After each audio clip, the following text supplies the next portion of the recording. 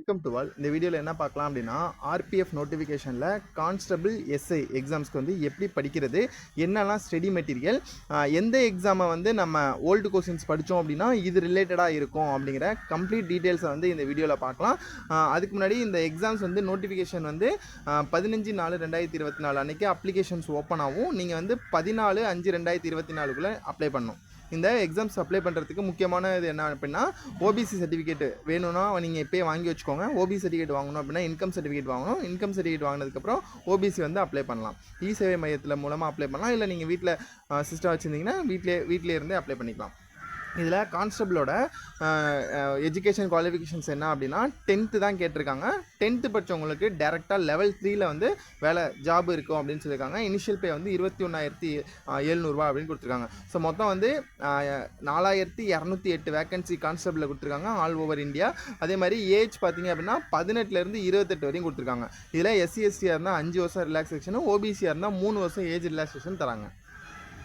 இதில் நெக்ஸ்ட் வந்து சிலபஸ் என்னன்னு பார்க்கலாம். சிலபஸ்னால் இதுதான் ரொம்ப முக்கியம். ஸோ இதை வந்து எப்படி நம்ம படிக்கிறது அப்படிங்கிறது பார்க்கலாம். ஃபஸ்ட்டு வந்து 3 தான் கேட்டிருக்காங்க. என்னென்ன அப்படின்னா மேக்ஸு, ரீசனிங்கு, ஜிகே. இந்த பேட்டர்ன் என்ன பேட்டர்ன் அப்படின்னா என்டிபிசியோட பேட்டர்ன், அதாவது ஆர்ஆர்பி என்டிபிசியில் சிபிடி 2வோட பேட்டர்ன் அப்படியே கொடுத்துருக்காங்க.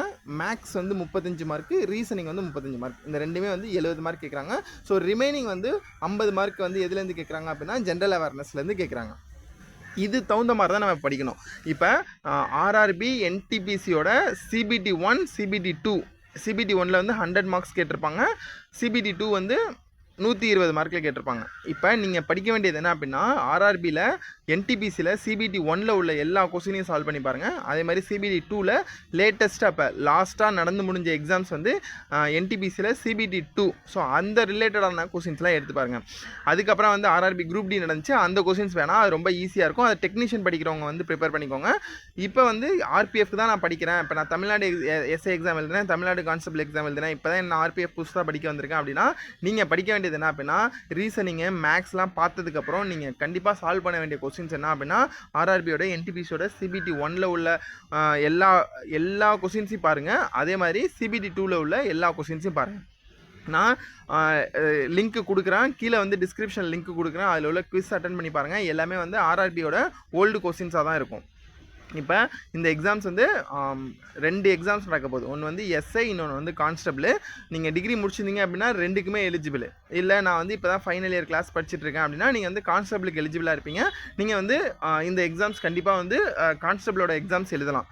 நீங்கள் கான்ஸ்டபிள் எக்ஸாம்ஸ் எழுதிட்டு ரயில்வேக்குள்ளே வந்துட்டு அதுக்கப்புறம் கூட நீங்கள் எஸ்ஐ எக்ஸாம் எழுதிக்கலாம். இல்லை நெக்ஸ்ட் நோட்டிஃபிகேஷன்ஸ் வரப்போ நீங்கள் அதை எழுதிக்கலாம். டிகிரி முடிச்சவங்க ரெண்டுமே அப்ளை பண்ணுங்கள், ரெண்டுமே எழுதுங்க. ரெண்டுக்குமே வந்து சிலபஸ் சேம் தான். என்ன மாறும் அப்படின்னா கொஸ்டின்ஸோட டிஃபிகல்ட்டி லெவல்ஸ் மட்டும் தான் மாறப்போகுது.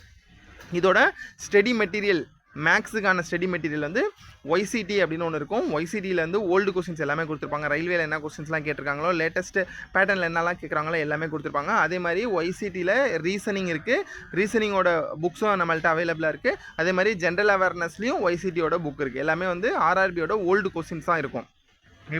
நான் இப்போ தான் ஃபஸ்ட்டு ஸ்டார்ட் பண்ணுறேன் அப்படின்னா பேசிக்கான இந்த டாபிக்ஸ்லாம் எழுதி வச்சுட்டு அதிலேருந்து பேசிக்கான ஆப்டிடியூட் சம்ஸ்லாம் வந்து படித்து வச்சுக்கோங்க. அதே மாதிரி ரீசனிங்கும் பேசிக்கான சம்ஸ்லாம் படித்து வச்சுக்கோங்க. ஜென்ரல் நாலேஜை பொறுத்த வரையும் 6ஆவதுலேருந்து 10வது வரையும் ஸ்கூல் புக் நீங்கள் சமச்சீராக ஃபாலோ பண்ணலாம். இல்லைனா சிபிஎஸ்சி புக்கை ஃபாலோ பண்ணலாம். சிபிஎஸ்சி புக் வந்து ஹிஸ்ட்ரிலாம் படிக்கிறது கஷ்டமாக இருக்கும். நீங்கள் வந்து தமிழ் புக்கில் படிச்சிருந்தீங்க அப்படின்னா அதிலே ஹிஸ்ட்ரியை வந்து தமிழ் புக், தமிழ்நாட்டில் உள்ள தமிழ் புக்லேயே நீங்கள் வந்து ஃபாலோ பண்ணிக்கலாம். எல்லாமே ஒரு தடவை ரீட் பண்ணிக்கோங்க.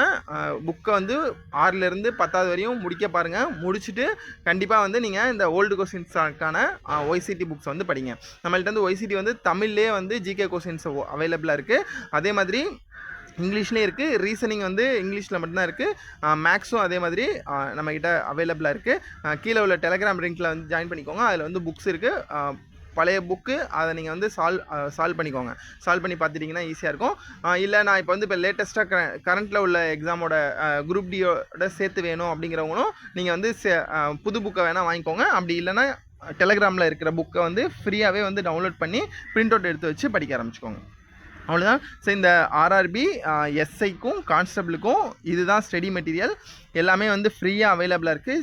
ஜாயின் பண்ணிக்கோங்க. ஜாயின் பண்ணிவிட்டு நீங்கள் டவுன்லோட் பண்ணி படிச்சுக்கோங்க. கண்டிப்பாக இந்த வாட்டி போஸ்டிங் வந்து ஆர்ஆர்பியில் வந்து ஆர்பிஎஃபாவோ ஆர்பிஎஃப்ல வந்து எஸ்ஏஆவோ கான்ஸ்டபிளாவோ கண்டிப்பாக வந்து போஸ்டிங் வாங்கிடலாம். ஸோ அவ்வளோதான். இந்த வீடியோ உங்களுக்கு பிடிச்சிருந்தா லைக் பண்ணுங்கள். உங்கள் ஃப்ரெண்ட்ஸ் யாரெல்லாம் வந்து ஆர்பிஎஃப் எக்ஸாமுக்காக வெயிட் பண்ணிட்டு ஸ்டடி மெட்டீரியல் இல்லாமல் படிச்சுட்டு இருக்காங்களோ அவங்களுக்கும் இதை ஷேர் பண்ணுங்கள். அவங்களுக்கு யூஸ்ஃபுல்லாக இருக்கும். தேங்க்யூ.